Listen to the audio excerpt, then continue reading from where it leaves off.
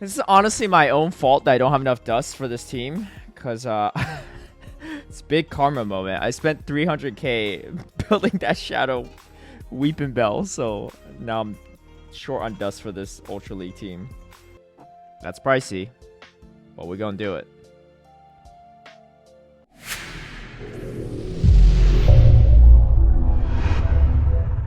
Hey everyone. The Ultra League Halloween Cup has been a much better meta in my opinion than the Great League one, and I'm proud to say that it's been a lot of fun playing it, and I decided to try out and use a Pokemon that I don't see super often, not only in Ultra League, but in this meta specifically as well, and that is Piloswine. It's got really solid coverage, especially with the addition to having high horsepower, but for this meta, you actually want to run Stone Edge and Avalanche as the charge moves instead, because it just gives you much better coverage against most things outside of Steel types. The team that I decided to run is a Charizard with a Piloswine and an Obstagoon. Piloswine is quite expensive though, and I know some of my patrons have been using Mamoswine as a substitute instead of the Piloswine if you cannot afford it. However, if you do have the Piloswine, you're going to see why it's a lot of fun to play in this meta. Before we get into the battles, a big shout out and thank you to all my patrons who've been supporting my content creation. If you would also like to have early access to my strategies and lineups, or see behind the scenes footage of my battles, feel free to sign up in the Patreon link down below. Starting off here, we're going to face a core breaker, which is Alolan Sandslash. It's got a lot of play against everything on my team outside the Obstagoon, but I like to just throw some energy here with the Charizard and dip out. So you don't really have to worry about the first Ice Punch, so I'm going to let them throw it and then swap to my Piloswine. I knew I was going to grab a shield there at the very least, and then I don't really know if they have Bulldoze or not, or I guess Gyro Ball is a more scary move here, but looks like they might not have it, or I'm not going to send both shields here and they're just going to throw straight Ice Punch. And here Stone Edge, even though it is not super effective like high horsepower would be, you at least are doing neutral damage with the Stone Edge, which is quite fine with me. And the good thing is Piloswine typically wins charge from priority against a lot of things in this meta, so that's quite nice. Grabbing their doing some damage there, and still up a shield but don't have switch advantage. That's okay. Charizard usually shields down, is pretty good, and my opponent actually comes in with a Giratina. Now, this is not great for Charizard because most Giratina in this cup, if you haven't noticed already, are running that Ancient Power, and it's going to typically take out Charizard in almost one shot. Definitely is going to finish off Charizard if you do Dragon Breath damage on top of it. But I'm actually going to let the Obstagoon go. My opponent is pivoting out here because they probably have a more reliable check to Obstagoon in the back. Giratina's not the most reliable check to it. So my guess they have a harder check like a Charmer or maybe a Virizion or a Poison type, and it's actually going to be a Venusaur. So as expected, Charizard was more useful in the back end, and we can finish it off against a not so great lead. All right, Charizard. Mirror match. This is kind of a weird one. One of those times where throwing the resistant moves Blast Burn is much better than the neutral move Dragon Claw. But my opponent does do a great job of catching it on the Golem, and I kind of make a misplay here. Cross Chop's just a better move to throw here. I risk getting hit by a move, but it looked like they're going for a harder hitting move and just could not get to it in time. So kind of lucked out there, but I think the play is definitely throwing Cross Chop there. My opponent is going to throw their energy. It's going to be Blast Burn. Do I get to another Night Slash? And we do, but we get there on charge from priority, which is fine with me because now they have to burn their energy. I think I probably just save my Charizard here at this point. And so I'm going to shield the potential Blast Burn. This allows me to overfarm a little bit more. And now they actually come in with an Ampharos. This is way too quick for a Focus Blast. My guess is they're probably running Brutal Swing with Thunder Punch. But the good news is Piloswine's typing is really helping this electric damage here. It's doing very minimal, which means that I could easily just no-shield these Brutal Swings because as long as I have health left, they can't both switch me down. I'm able to grab both shields here, which is quite nice. And I do get to one more Avalanche before they get to another move or both switch me down. And at this point, it's definitely game over. What's up, Cranberry? Let me reposition her a little bit. Just a little big little baby. Aurorus. This Pokemon is definitely making waves, especially in this meta. It was okay in Great League, but I think it's much more relevant in Ultra League, especially with a lot of Giratina running around. And this is kind of a weird one. So Meteor Beam would definitely one-shot me. I do get baited with the Weather Ball. I'm going to let this next one go through just because I can't afford to spend more shields.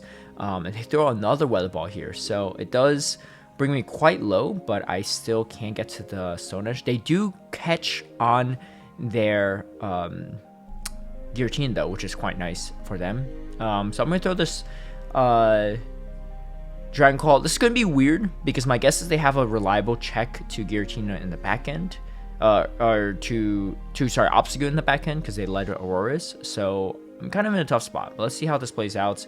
And it actually is a Charizard. So as expected, a pretty strong check to my Obstagoon. But they no shield, which is good. And we get to charging priority here, which is huge. And they don't shield that either. So that's really nice for me. The thing is they don't know I have an Obstagoon in the back. So I do have that going for me. And then they swap to their Aurorus here. I go for the Night Slash. Cross Chop's probably a little safer, but slightly fishing for a boost, and I figure Cross Chop's not enough to knock out anyway.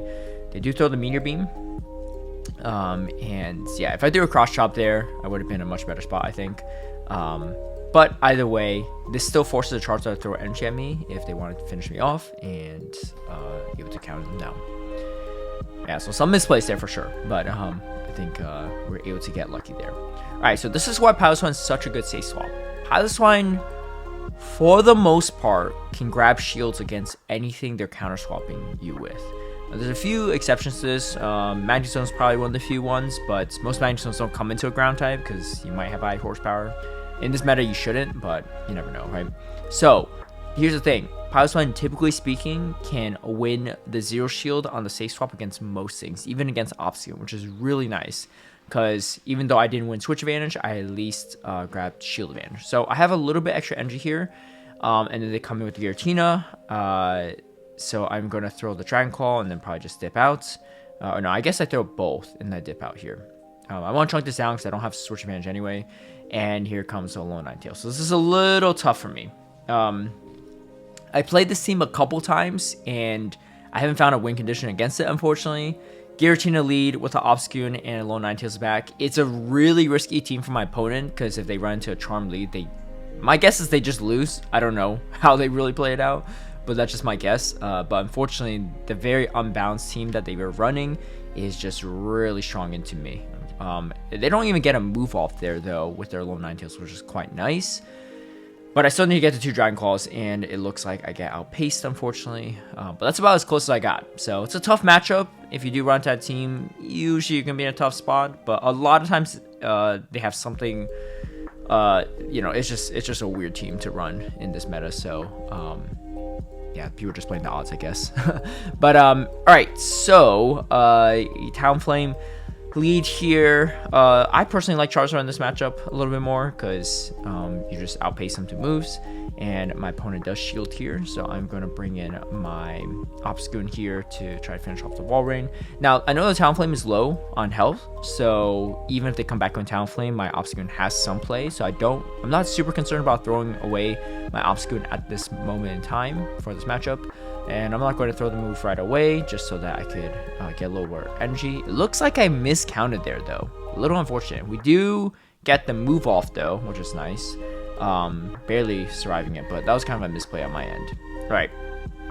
We do come in with the Charizard here, and I'm going to no shields this first Night Slash, and throw 1 Blast Burn here, for sure. And luckily they don't catch. And I'm going to shield this next one, because it allows me to get to another Blast Burn. And they actually, yeah, they come in with the Talonflame, so I'm going to throw the Dragon Claw, and I'm going to try to get a Blast Burn before they get to counter me down, and we do get to it. So, definitely paying off there. Alright, and then, not enough to finish off the Obstagoon, but at this range, a Piloswine can Powder Snow down. Alright, we are going into a Galvantula lead here. This is going to be kind of a core breaker as well. A lot of these kind of Pokemon are core breakers just because they have play into the Obstagoon as well. But I'm going to throw Stone Edge, do some meaningful damage here. And we grab a shield, which is really crucial here. Grabbing a shield that early is very nice because I do need some shield advantage to do something here. And my opponent is just going to throw some Surfs here. I'm going to let it go. My Obstagoon doesn't have a lot of play into that Galvantula. My Charizard isn't the best into it either, but I just didn't want to stay into that lead matchup. But yeah, so we are going to get hit by another Surf. I think I'll probably just leave with the energy here. Yeah, I'm going to leave with the energy just so I could potentially use it in the back end. Timed that move very poorly. I let a full Volt Switch come through. But we do charge from priority on this next move, which is quite nice. I mean, very likely they were going for lunch there, but I just had to preserve whatever health remaining I have on this Charizard and see what they come in with. And it's going to be a Alolan Ninetales. This is very nice for me. Even though I'm debuffed, this Blast Burn will do a lot of damage, and I have the move banked from before, which is quite nice. So we are able to finish off this Alolan Ninetales and then finish off the Lapras. So yeah, even against some core breakers here, the team has a lot of play, just as long as you maneuver around with energy and shields. All right, Alolan Golem. This is never a fun time. It's the rock variant, which is probably even worse. But that being said, they come in with the Alolan Ninetales here. So again, this is where the Stone Edge comes in really handy. Doing that super effective damage is very, very nice. And now we put it in a range where Avalanche can take it out. So that's quite nice for me. And we, again, able to force shields. That's why the Pilot Swine safe swap is very strong. I'm actually okay with going shields down here. So, and I know I get to move here either way. So I'm going to throw this move and we grab both shields from the opponent, which is huge for me.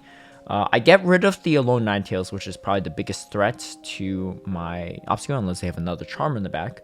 But my guess is they have another thing that beats Obstagoon, because yeah, I'm going to shield the Stone Edge. It's going to be a Wild Charge, actually. So yeah, but here comes Charizard, because again, the Alolan Golem's pretty weak to Obstagoon in the lead. So my guess they had 2 counters in the back, and it is going to be that Charizard.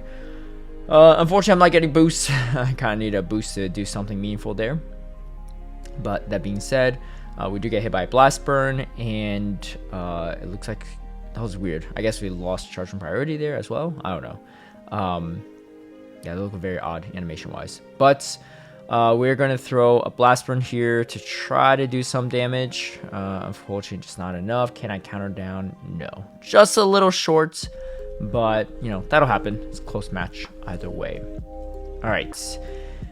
This is a tough one too. Like I said, definitely a core breaker, and you don't do great into Magnezone in the lead. Obviously, you have to call potential baits or wild charges, and you kind of have to throw some baits yourself to do anything. This one's actually running Mirror Shot, and they actually come in and catch a move on a Pelipper, which is kind of wild. Again, not having high horsepower is not great there, but they don't know that, so I could use that to my advantage. Unfortunately, they shield the Stone Edge here.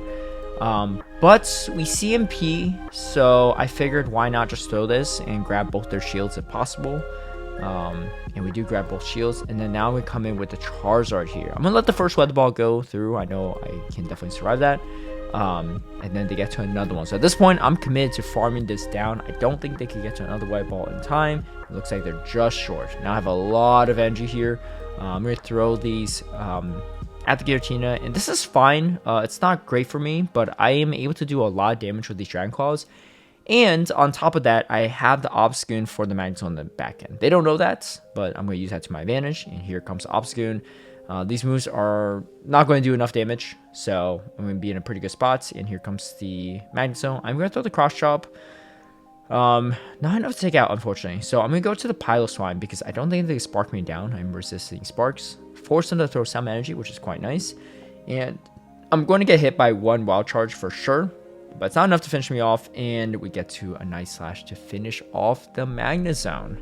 And that'll be GG's right there. So tough core breaker, but definitely some play around it. I got another pretty fun team coming up tomorrow for also the same meta. It's quite different though, so stay tuned because you don't want to miss it. I know 2 of my friends have hit legend with this team already. If you like this video, feel free to give it a like and share, subscribe for future content, hit that notification bell to get alerted right when I post a new video, and I'll catch you all next time. Bye.